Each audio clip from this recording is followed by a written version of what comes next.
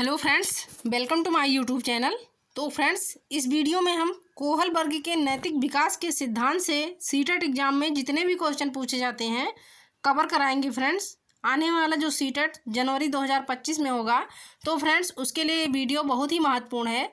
तो फ्रेंड्स, आप लोग वीडियो को बिना स्किप किए हुए देखिएगा, क्योंकि ये सारे क्वेश्चन जो है तो PYQ के सिलेक्टेड क्वेश्चन हमने लिए हैं कोहल वर्ग के नैतिक सिद्धांत के अनुसार से।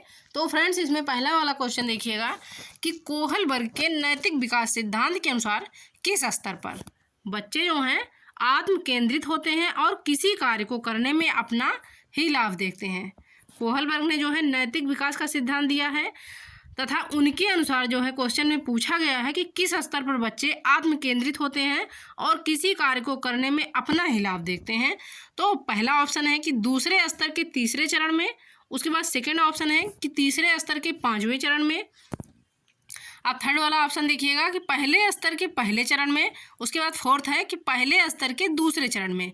तो फ्रेंड्स, इसका सही उत्तर हो जाएगा कि कोहल वर्ग के नैतिक विकास के सिद्धांत के अनुसार बच्चे जो आत्म केंद्रित होते हैं और किसी कार्य को करने में अपना ही लाभ देखते हैं, तो ये हो जाएगा पहले स्तर के दूसरे चरण में।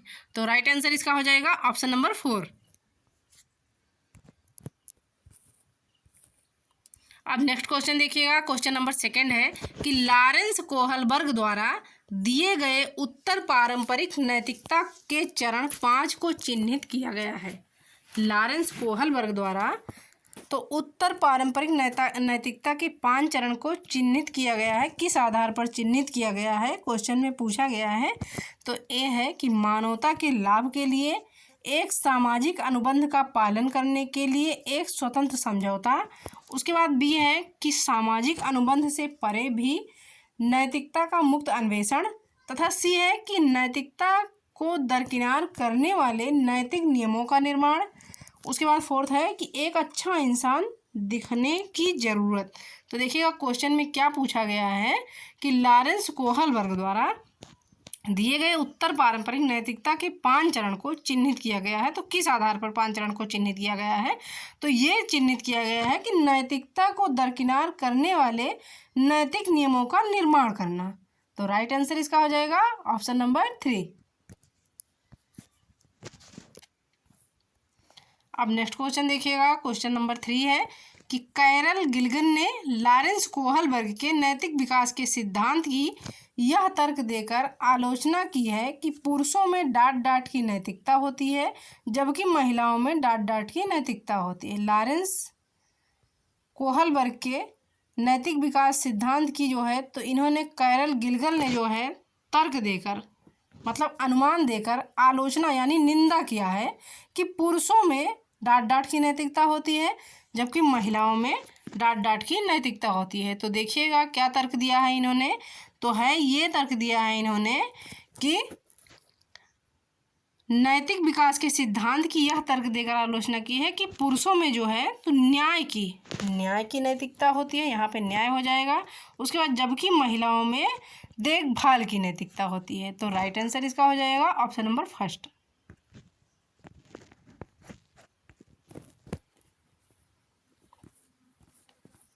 अब नेक्स्ट क्वेश्चन देखिएगा, क्वेश्चन नंबर 4 है कि कैरोल गिल्गन ने कोहल वर्ग के नैतिक विकास के सिद्धांत की आलोचना की है। कैरोल गिल्गन ने, अब देखिएगा कि लॉरेंस कोहल वर्ग के नैतिक विकास के किस सिद्धांत की आलोचना की है।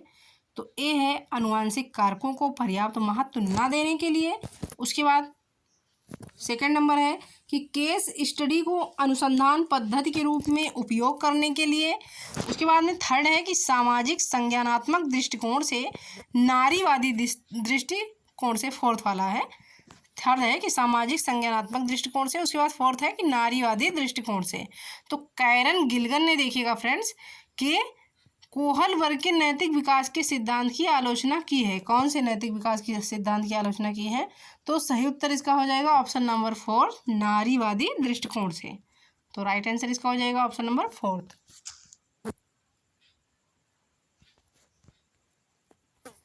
अब देखिएगा नेक्स्ट क्वेश्चन है, क्वेश्चन नंबर 5 है कि लॉरेंस कोहल वर्ग के नैतिक तर्क के किस स्तर पर क्या बच्चे आमतौर पर मानते हैं कि लोगों को समाज की अपेक्षाओं पर खरा उतरना चाहिए और अच्छे तरीके से व्यवहार करना चाहिए। लॉरेंस कोहलबर्ग के नैतिक तर्क यानी नैतिक अनुमान के किस स्तर पर क्या बच्चे जो हैं आमतौर पर मानते हैं कि लोगों को समाज की अपेक्षाओं पर खरा उतरना चाहिए और अच्छे तरीकों से व्यवहार करना चाहिए। तो इसमें पूछा गया किस स्तर पर पूछा गया है, बच्चे किस स्तर पर जब होते हैं तो जो है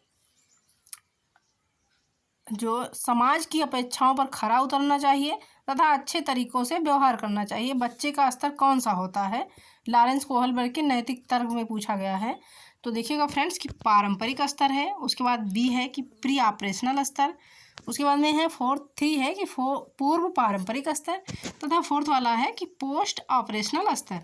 तो जो है राइट आंसर इसका हो जाएगा कि पारंपरिक स्तर पर जो है तो लॉरेंस कोहलबर्ग अपने नैतिक तर्क में मानते हैं कि लोगों को समाज की अपेक्षाओं पर खरा उतरना चाहिए और अच्छे तरीकों से व्यवहार करना चाहिए।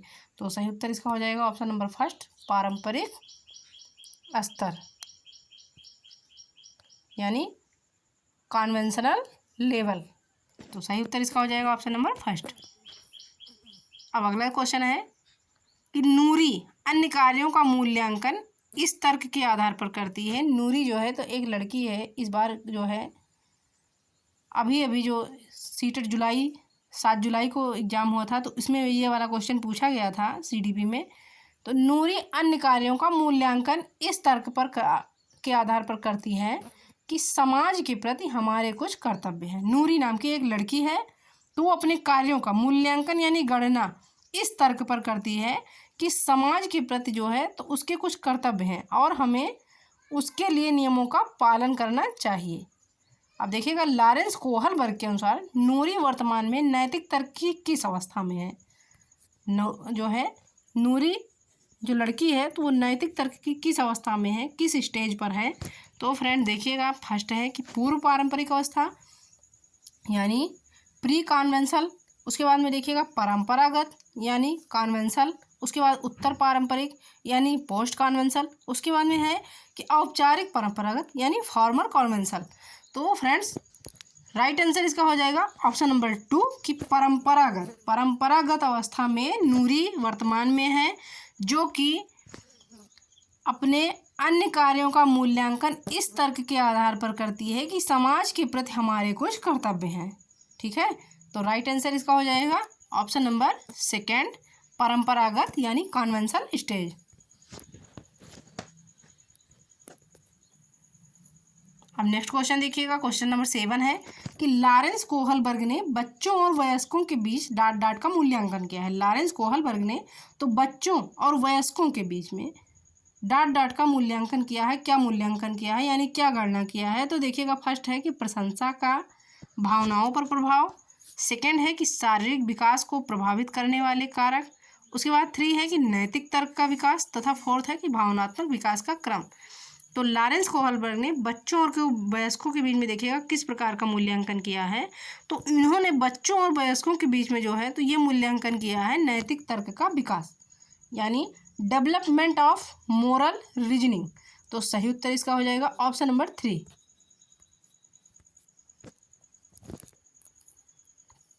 अब 8 नंबर क्वेश्चन देखिएगा, क्वेश्चन नंबर 8 है कि लॉरेंस कोहलबर्ग के नैतिक विकास सिद्धांत के किस चरण में। लॉरेंस कोहलबर्ग के जो है तो नैतिक विकास के सिद्धांत के किस चरण में व्यक्ति यह तर्क देते हैं कि मानवाधिकार और न्याय सबसे महत्वपूर्ण है, भले ही वे सामाजिक कानूनों के खिलाफ जाएं। वो तर्क देते हैं कि मानवाधिकार और न्याय जो है सबसे महत्वपूर्ण है, लेकिन वो भले ही सामाजिक कानूनों के खिलाफ हों, वो अपना तर्क यानी अनुमान देते हैं। ठीक है, अब देखिएगा फर्स्ट वाले ऑप्शन में क्या दिया गया है कि आज्ञाकारिता और दंडाभिविन्यास, उसके बाद में सेकंड है अच्छा लड़का अच्छी लड़की का रुझान, 3 है कि सत्ता एवं सामाजिक व्यवस्था का उन्मुखीकरण बनाए रखना, उसके बाद 4 है कि सार्वभौमिक नैतिक सिद्धांत का अभिविन्यास। अब लॉरेंस कोहलबर्ग के नैतिक विकास के किस जो है सिद्धांत के किस चरण में व्यक्ति यह तर्क देते हैं यानी अनुमान देते हैं कि मानवाधिकार और न्याय सबसे महत्वपूर्ण है, भले ही वो सामाजिक कानूनों के खिलाफ हों। अब देखिएगा तो कौन सा स्टेज है। तो फ्रेंड्स सही उत्तर इसका हो जाएगा ऑप्शन नंबर 4 कि सार्वभौमिक नैतिक सिद्धांत अभिविन्यास। सार्वभौमिक नैतिक सिद्धांत अभिविन्यास के चरण में। तो ये अपना तर्क देते हैं। तो सही उत्तर इसका हो जाएगा ऑप्शन नंबर 4।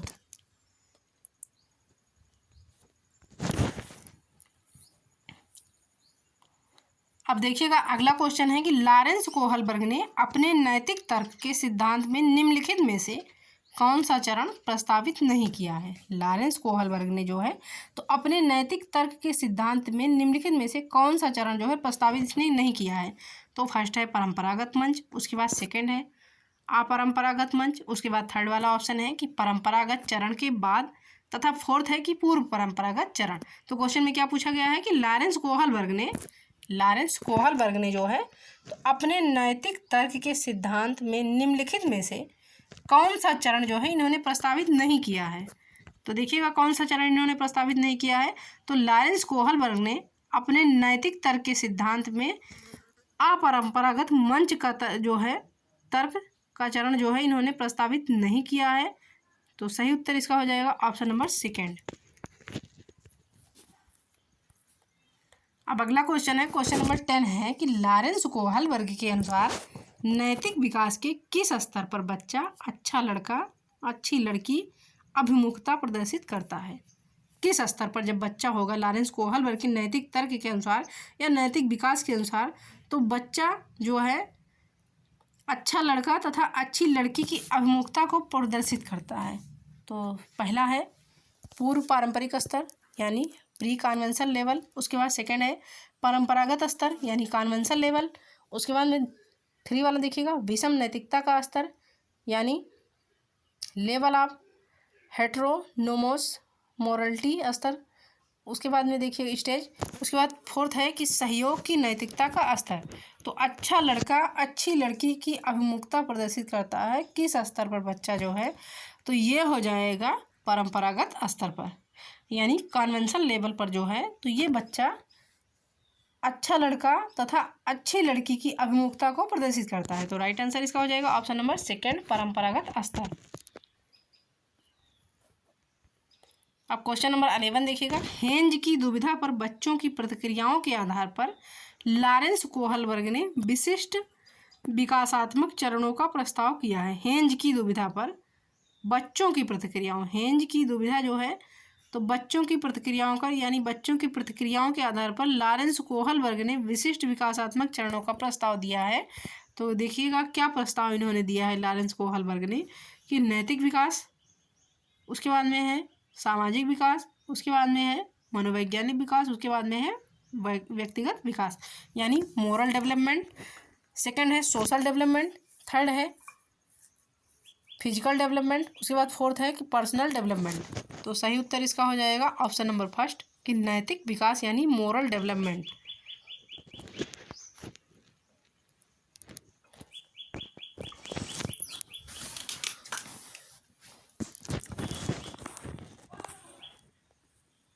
अब 12 नंबर का क्वेश्चन देखिएगा कि लॉरेंस कोहलबर्ग के सिद्धांत के अनुसार समाज का प्रारंभिक परिप्रेक्ष्य लेने पर नैतिक चिंतन किस स्तर पर आधारित है। लॉरेंस कोहलबर्ग के सिद्धांत के अनुसार तो समाज का प्रारंभिक परिप्रेक्ष्य लेने के नैतिक चिंतन किस स्तर पर आधारित है। तो देखिएगा फ्रेंड्स, पूर्व परंपरागत स्तर है या परंपरागत स्तर है या उत्तर पारंपरिक है या देर पारंपरिक है। तो फ्रेंड राइट आंसर इसका हो जाएगा देखिएगा ऑप्शन नंबर 2 कि परंपरागत स्तर। तो सही उत्तर इसका हो जाएगा कन्वेंशनल स्टेज। अब नेक्स्ट क्वेश्चन देखिएगा, क्वेश्चन नंबर 13 है कि निम्नलिखित में से किसे कोहलबर्ग के सिद्धांत का योगदान माना जाता है या माना जा सकता है। निम्नलिखित में से अब देखिएगा 4 ऑप्शन दिए गए हैं कि निम्नलिखित में से किसे कोहलबर्ग के सिद्धांत का योगदान माना जा सकता है। तो फर्स्ट है सिद्धांत में विस्तृत परीक्षण प्रक्रियाएं हैं, उसके बाद सेकंड है कि यह नैतिक तर्क और कार्रवाई के बीच एक स्पष्ट संबंध स्थापित करता है, थर्ड है कि उनकी मान्यता है कि बच्चे नैतिक दार्शनिक होते हैं, तथा फोर्थ है कि उनके सिद्धांत ने संज्ञानात्मक परिपक्वता और नैतिक परिपक्वता के बीच संबंध का समर्थन किया है। तो देखिएगा फ्रेंड्स, इसमें पूछा गया है कि कोहलबर्ग के सिद्धांत का योगदान माना जा सकता है। तो ये है ऑप्शन नंबर 4 कि उनके सिद्धांत ने संज्ञानात्मक परिपक्वता और नैतिक परिपक्वता के बीच संबंध का समर्थन किया गया है या किया है। तो ये योगदान माना जा सकता है, लॉरेंस कोहलबर्ग के सिद्धांत का योगदान माना जा सकता है। तो सही उत्तर इसका हो जाएगा ऑप्शन नंबर 4।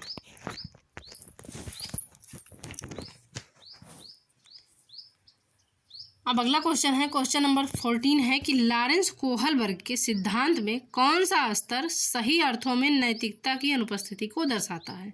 अब इसमें पूछा गया है कि कौन सा स्तर है, कौन सा लेवल है कि सही अर्थों में नैतिकता की अनुपस्थिति को दर्शाता है।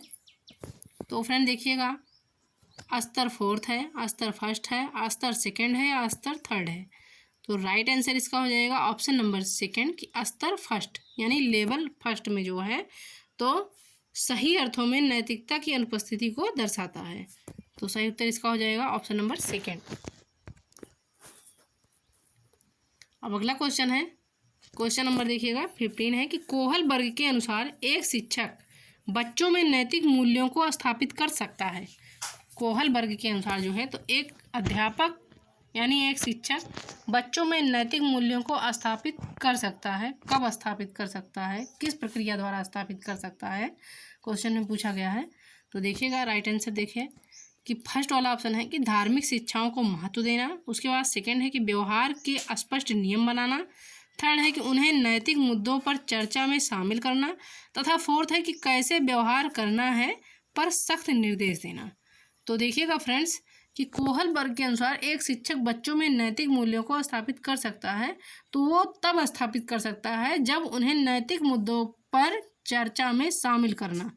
तो सही उत्तर इसका हो जाएगा ऑप्शन नंबर 3। अगला है कि कोहलबर्ग के सिद्धांत की प्रमुख आलोचना क्या है। कोहलबर्ग के सिद्धांत की प्रमुख आलोचना यानी प्रमुख निंदा क्या है। तो देखिएगा, पहला है कि कोहलबर्ग ने बिना किसी अनुभवजन्य आधार के एक सिद्धांत प्रस्तावित किया। उसके बाद 2 है कि कोहलबर्ग ने प्रस्तावित किया कि नैतिक तर्क ही विकास है। 3 है कि कोहलबर्ग ने पुरुषों और महिलाओं के नैतिक तर्क में सांस्कृतिक अंतर को नहीं बताया, तथा 4 है कि कोहलबर्ग ने नैतिक विकास के स्पष्ट चरण नहीं बताए। तो फ्रेंड्स क्वेश्चन में क्या पूछा गया है कि कोहलबर्ग के सिद्धांत की प्रमुख आलोचना यानी प्रमुख निंदा क्या है। तो प्रमुख निंदा इसमें पूछा गया है तो ये है कि कोहलबर्ग ने पुरुषों और महिलाओं के नैतिक तर्क में सांस्कृतिक अंतर को नहीं बताया। पुरुषों और महिलाओं में जो है तो नैतिक तर्क में सांस्कृतिक यानी सामाजिक अंतर को नहीं बताया है। तो सही उत्तर इसका हो जाएगा ऑप्शन नंबर 3 यानी कल्चर को जो है इन्होंने तो जो है सही अंतर नहीं बताया है कि पुरुषों और महिलाओं में क्या जो है भागीदारी होनी चाहिए या क्या प्रतिक्रिया होनी चाहिए। तो सही उत्तर इसका हो जाएगा ऑप्शन नंबर 3। अगला है कि लॉरेंस कोहलबर्ग के नैतिक तर्क के सिद्धांत की कई बिंदुओं पर आलोचना की गई है। इस आलोचना के संदर्भ में निम्नलिखित में से कौन सा कथन सही है। लॉरेंस कोहलबर्ग के जो नैतिक तर्क के सिद्धांत के कई बिंदुओं की आलोचना की गई है यानी कई जो है बिंदुओं पर निंदा की गई है। तो इस आलोचना के संदर्भ में निम्नलिखित में से कौन सा कथन इसमें पूछा गया है कि सही है। तो पहला है कि कोहलबर्ग ने प्रत्येक चरण या नैतिक स्तर पर विशिष्ट प्रतिक्रियाएं नहीं दी। उसके बाद 2 है कि कोहलबर्ग ने अपने सैद्धांतिक ढांचे पर पहुंचने के लिए पियाजे के तरीकों की नकल की है। तथा 3 है कि कोहलबर्ग का सिद्धांत बच्चों की प्रतिक्रियाओं पर ध्यान केंद्रित नहीं करता है। तथा 4 है कि कोहलबर्ग ने अपना अध्ययन मुख्य रूप से पुरुष नमूने पर आधारित किया है। तो सही उत्तर इसका हो जाएगा ऑप्शन नंबर 4 कि कोहलबर्ग ने अपना अध्ययन जो है तो मुख्य रूप से पुरुष नमूने पर आधारित किया है।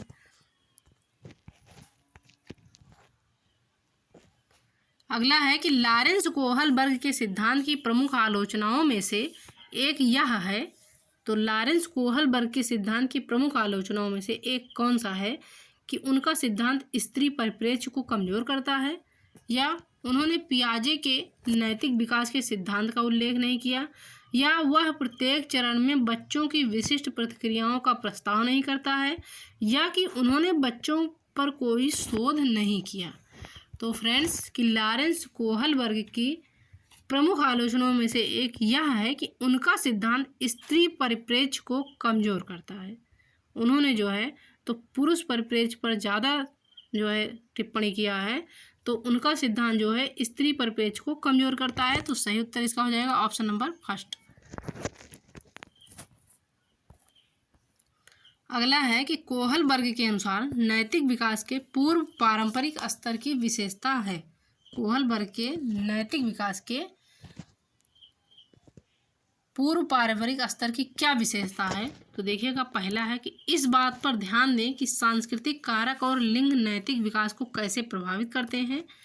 अब सेकंड है कि अच्छा या बुरा नियमों को मानने या ना मानने के परिणामों से निर्धारित होता है। तथा थर्ड है कि व्यक्ति अपने कार्यों के परिणामों पर ध्यान केंद्रित करने के बजाय दूसरों की अपेक्षाओं को बनाए रखने का प्रयास करता है। या फोर्थ है कि स्वचयनित नैतिक सिद्धांत जो सार्वभौमिक है।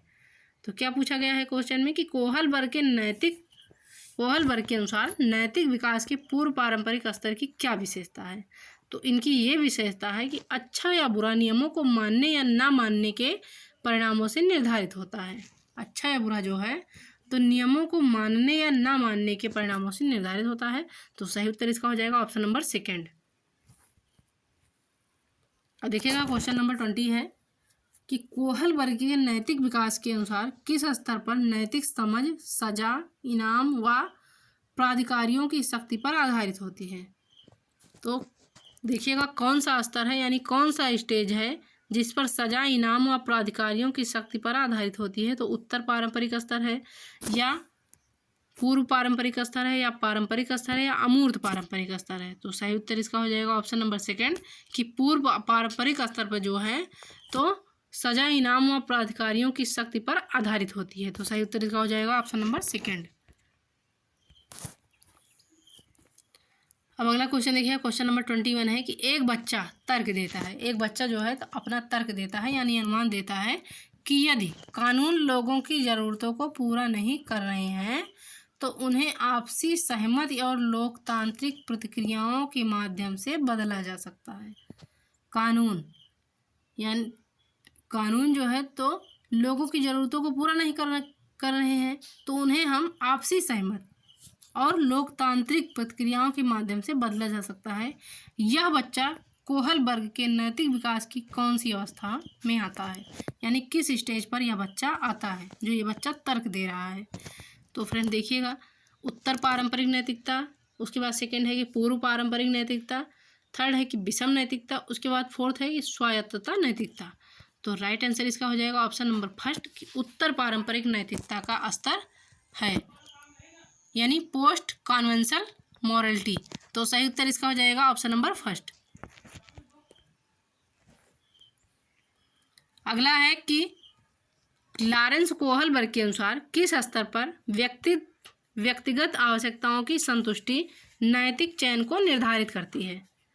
तो पहला है कि विनिमय उद्देश्य अभिविन्यास, सेकंड है कि सजा या आज्ञा पालन अभिविन्यास, थ्री है कि सार्वभौमिक नैतिक सिद्धांत अभिविन्यास, तथा फोर्थ है कि अच्छा लड़का अच्छी लड़की अभिविन्यास।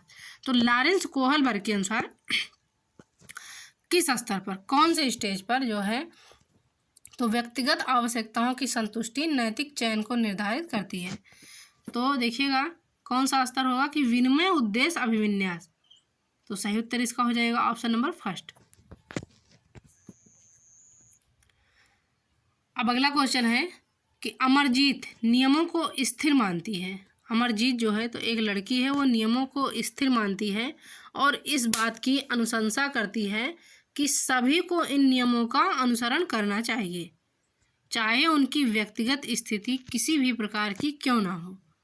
लॉरेंस कोहलबर्ग के नैतिक विकास सिद्धांत के अनुसार अमरजीत इस समय किस अवस्था में है? अमरजीत जो है तो एक लड़की है, वो नियमों को स्थिर मानती है और इस बात की अनुशंसा करती है कि सभी को इन नियमों का जो है अनुसरण करना चाहिए। अब फ्रेंड्स इसमें पूछा गया है कि वो लड़की जो है तो लॉरेंस कोहलबर्ग के किस अवस्था में है, यानी किस स्टेज में है। तो पहला है कि आज्ञाकारिता और दंड उन्मुखी, उसके बाद सेकंड है कि यंत्रीय उद्देश्य उन्मुखी, थर्ड है अच्छा लड़का अच्छी लड़की उन्मुखी, तथा फोर्थ है कि कानून और व्यवस्था उन्मुखी। तो वो लड़की जो है इस समय कानून और व्यवस्था उन्मुखी इस स्टेज पर है। तो सही उत्तर इसका हो जाएगा ऑप्शन नंबर फोर्थ।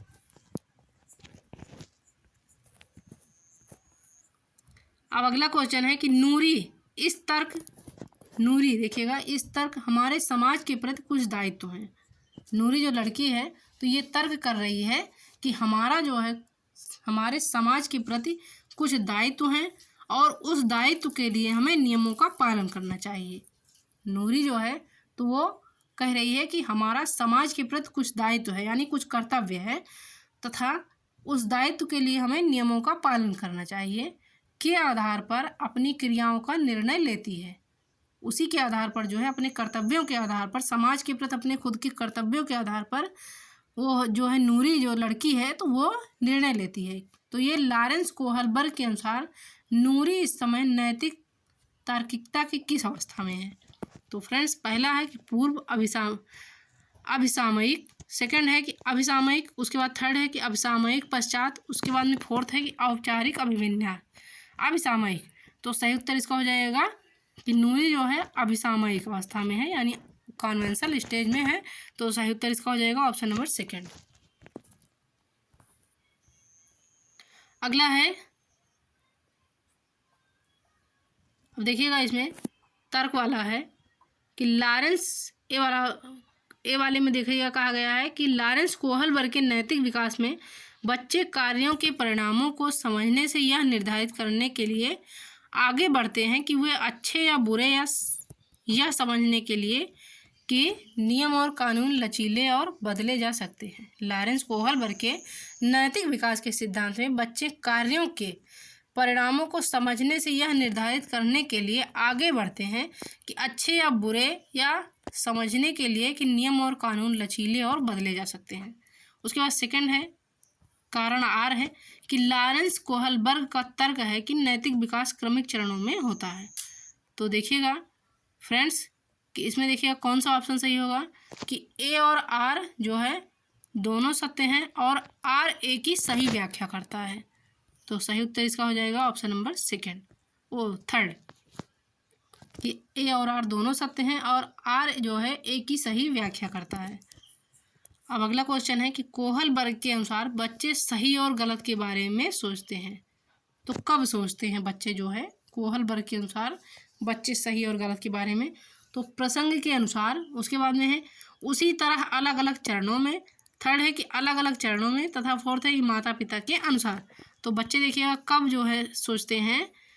तो फ्रेंड्स सही उत्तर इसका हो जाएगा कि कोहलबर्ग के अनुसार बच्चे जो है तो सही और गलत के बारे में सोचते हैं, अलग अलग चरणों में सोचते हैं, यानी डिफरेंटली एट डिफरेंट स्टेज में जो है वो सोचते हैं या थिंकिंग करते हैं। तो राइट आंसर इसका हो जाएगा ऑप्शन नंबर 3।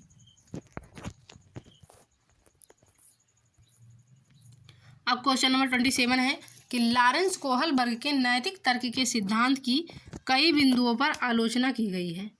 इस आलोचना के संदर्भ में निम्नलिखित में से कौन सा कथन सही है? लॉरेंस कोहलबर्ग के तो नैतिक तर्क के सिद्धांत की कई बिंदुओं की आलोचना, यानी कई बिंदुओं की निंदा की गई है। इस आलोचना के संदर्भ में निम्नलिखित में से कौन सा कथन जो है सही है, इसमें पूछा गया है। तो कोहलबर्ग ने मुख्य रूप से एक पुरुष नमूने पर अपना अध्ययन आधारित किया है।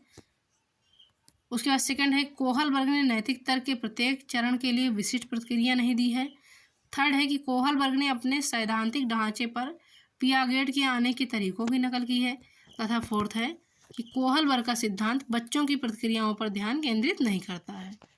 अब इसमें पूछा गया है कि कोहलबर्ग के नैतिक तर्क के सिद्धांत की कई बिंदुओं पर आलोचना की गई है। तो इस आलोचना के संदर्भ में निम्नलिखित में से कौन सा कथन जो है सही है?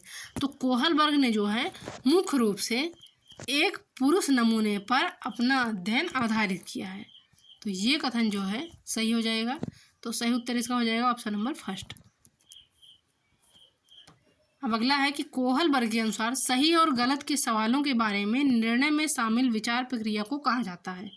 कोहलबर्ग के अनुसार सही और गलत के सवालों के बारे में निर्णय में शामिल विचार प्रक्रिया को कहा जाता है, क्या कहा जाता है? तो पहला है नैतिक तर्क शक्ति, सेकंड है नैतिक यथार्थवाद, थर्ड है कि नैतिक असमंजस तथा फोर्थ है कि नैतिक सहयोग। तो इसमें पूछा गया है क्या कि सही और गलत के सवालों के बारे में निर्णय में विचार प्रक्रिया को क्या कहा जाता है। तो देखिएगा फ्रेंड्स, तो उसे कहा जाता है नैतिक तर्क शक्ति। कोहल वर्ग के अनुसार सही और गलत के सवालों के बारे में निर्णय में शामिल विचार प्रक्रिया को कहा जाता है नैतिक तर्क शक्ति। तो सही उत्तर इसका हो जाएगा ऑप्शन नंबर फर्स्ट। अब अगला क्वेश्चन है 29 नंबर कि एक शिक्षक अपनी कक्षा से कहता है, एक शिक्षक जो है तो अपनी कक्षा में कहता है कि जैसा कि अलग अलग असाइनमेंट को अलग अलग छात्रों को अधिक प्रभावी ढंग से सीखने में मदद करने के लिए डिजाइन किया गया है। अलग अलग असाइनमेंट है तथा अलग अलग छात्रों को अधिक प्रभावी ढंग से सीखने में मदद करने के लिए डिजाइन किया गया है। सभी छात्रों को बिना किसी सहायता के असाइनमेंट पूरा करना चाहिए।